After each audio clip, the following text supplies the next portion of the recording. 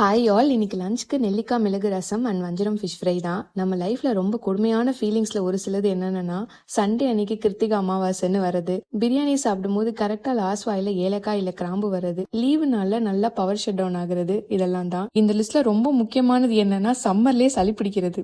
வெயில் காலத்துல எவனுக்குலாம் சளி பிடிக்குதோ அவன் எல்லாம் போன ஜென்மத்துல மிகப்பெரிய பாவத்தை பண்ணவங்கலாம் அப்படின்னு சொல்லுது.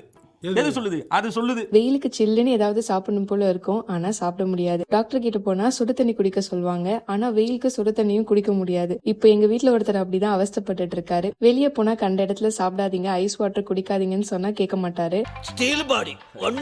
ஆனா இப்போ ஃபேன் ஆஃப் பண்ணா வேர்க்குது, ஆன் பண்ணா மூக்கடிக்குதுன்னு முகத்தை பாவமா வச்சுக்கிட்டு உட்காந்துக்கிட்டு இருக்காங்க.